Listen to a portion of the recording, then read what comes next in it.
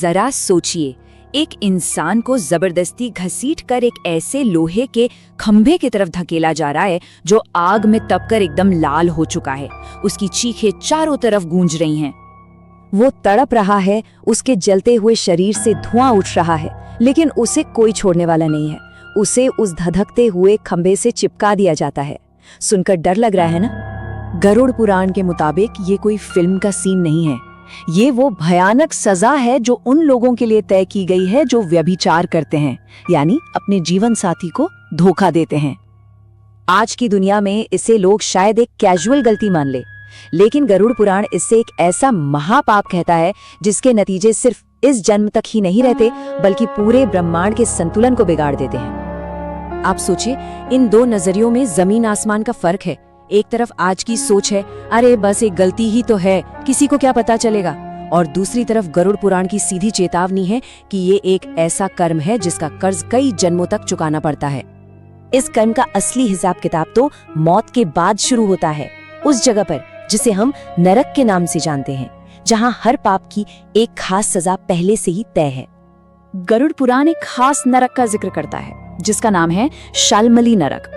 ये नरक सिर्फ उन लोगों के लिए बना है जो शादी की पवित्रता को तोड़ते हैं, और इस नरक के ठीक बीच में एक शाल्मली का पेड़ है जिसके कांटे नहीं बल्कि तलवार से भी ज्यादा तेज हैं। तो यहाँ सजा कैसे दी जाती है? यम के दूत उस आत्मा को घसीटते हुए उस पेड़ तक ले जाते हैं। वहाँ पाप करने वाले पुरुष को एक स्त्री की आग से तपती लोहे की मूर्ति से लिपटने पर मजबूर किया जाता है, और स्त्री को पुरुष की वैसी ही जलती हुई मूर्ति से। इस सजा के पीछे का मतलब बहुत गहरा है। जिस शरीर की वासना के लिए सारे नियम तोड़े गए, उसी शरीर को आग की जलन से तड़पाया जाता है। मतलब जो पाप का जरिया था वही सजा का जरिया बन जाता है। लेकिन कहानी यहीं पर खत्म नहीं होती। नरक की ये भयानक सजा काटने के बाद भी ये कर्म उस आत्मा का पीछा नहीं छोड़ता और उसके साथ धरती पर वापस आता है। गरुड़ पुराण का एक हिस्सा है कर्म विपाक, जो कर्मों के इसी हिसाब किताब को समझाता है, और वो साफ साफ कहता है कि ऐसे आत्मा को दोबारा इंसान का शरीर मिलना लगभग नामुमकिन हो जाता है। वासना में डूबे इंसान को जानवर का जन्म मिलता है, कभी भेड़िया तो कभी कुत्ता बनकर। क्यों? क्योंकि उसने अपनी इंसानी समझ खो दी थी, और जिसने अपनी आंखों का गलत इस्तेमाल कर पाप किया उसे अगले जन्म में अंधापन मिलता है।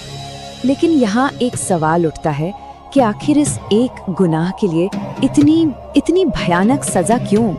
चलिए अब इस क्यों के पीछे का राज समझने की कोशिश करते हैं। गरुड़ पुराण के हिसाब से व्यभिचार सिर्फ दो लोगों के बीच का धोखा नहीं है, ये पूरे कुल यानी कि पूरे वंश पर एक धब्बा है। एक ऐसा पाप जो आने वाली पीढ़ियों की जड़ों को भी खोखला कर देता है। जब परिवार की पवित्रता टूटती है तो वर्ण संकर की स्थिति बनती है, जिसका मतलब है वंश की शुद्धता का खत्म हो जाना। इसका असर इतना गहरा होता है कि पितरों तक को शांति नहीं मिलती और पूरे समाज का संतुलन बिगड़ जाता है। तो इसका मतलब ये धोखा सिर्फ एक पार्टनर को नहीं दिया गया, नहीं, ये धोखा उस पूरी ब्रह्मांडीय व्यवस्था को दिया गया है जो रिश्तों की पवित्रता और विश्वास पर टिकी है। तो इन हजारों साल पुरानी बातों का आज की इस मॉडर्न दुनिया में क्या मतलब है? आइए आखिर में इस पर थोड़ा सोचते हैं। इस ग्रंथ का संदेश एकदम साफ है। शादी या विवाह सिर्फ एक सोशल कॉन्ट्रैक्ट नहीं, बल्कि एक पवित्र बंधन है, और इसे तोड़ने का मतलब सिर्फ एक रिश्ता तोड़ना नहीं, बल्कि अपनी आत्मा का पतन करना है, जिसका हिसाब कर्मों की किताब में जरूर लिखा जाता है। और अंत में एक सवाल, आज की इस भागदौड़ भरी जिंदगी में क्या इन कर्मों के फल का डर लोगों में बचा है, या फिर हम ये सब बातें भूल चुके हैं? इस पर सोचिएगा जरूर।